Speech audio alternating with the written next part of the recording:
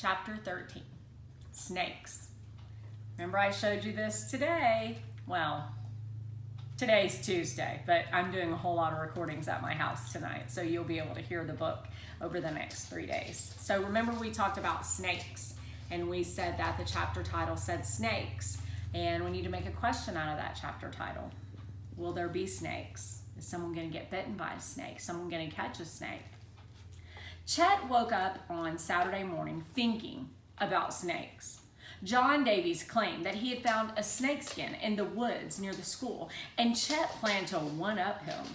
He wouldn't just find snakeskin, he'd capture an actual snake.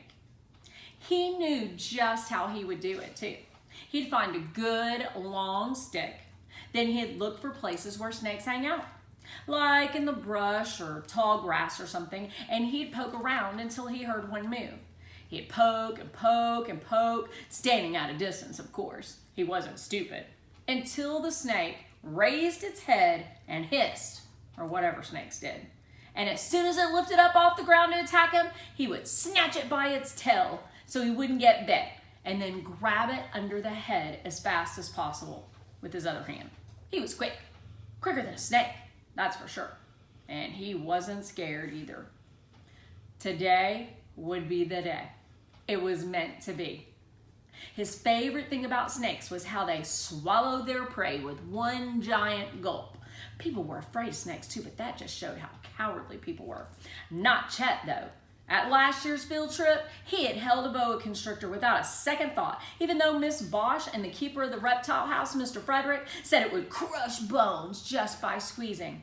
"You're all cowards," Chet had announced to everyone in earshot. "Scared of a little old snake." David Kistler crossed his arms.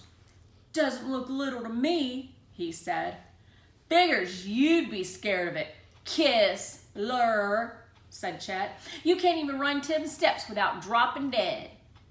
David was a short kid with asthma who always carried an inhaler. Chet puffed out his chest and continued, "Besides, won't hurt me. He knows who's boss." Chet's arms began to ache from the weight. He didn't let on, but he also didn't argue when Mr. Frederick reached over to return the snake to its tank. That was when the Valencia girl had raised her hand. She had a lot of nerve asking questions, Chet thought. When Mr. Frederick called on her, she asked, "Can snakes hear?" The class snickered, Chet included. Why would they snicker about that? David shot everyone a mean look and said, "Shut up," to no one in particular. Everyone did, even Chet, but only because Mr. Frederick was about to start talking again. A kid the size of a first grader who sucked on an inhaler all the time sure had a lot of nerve shushing people, Chet thought. Mr. Frederick made a seesaw motion with his hand as if to say, "So-so."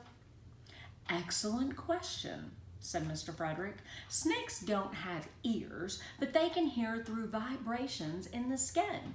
The vibrations travel to the inner ear, and that's how the snake hears the sound. It's not the same kinds of sounds that you and I hear, though. Scientists aren't sure what it actually sounds like." Figures she would ask a question about ears when she doesn't have any that work, Chet thought. Then again, she probably wore those big hearing aids just to get extra attention. She didn't even try to hide them, which only proved his point. Plus, she spent Thursday afternoons in the resource room, which was way easier than regular class. On the other days of the week, the teachers wore microphones that worked with her hearing aids somehow. Talk about special treatment. And the teachers never called on her or asked her to come up to the board to solve problems unless she raised her hand. Meanwhile, they hounded Chet. "Come sit up front. Leave that kid alone. Where's your homework?" This Valencia girl was nothing more than a con artist. Chet watched her as she eyed the boa constrictor. Maybe she used the hearing aids to tune into some other world and she was a witch, or she practiced voodoo at home or something. Maybe she spoke to people and animals with her mind. There was something off about the whole thing. When the class filed out, Valencia stayed behind, studying the snake, and no one even told her to move, not even Mr. Frederick. It was like she was invisible.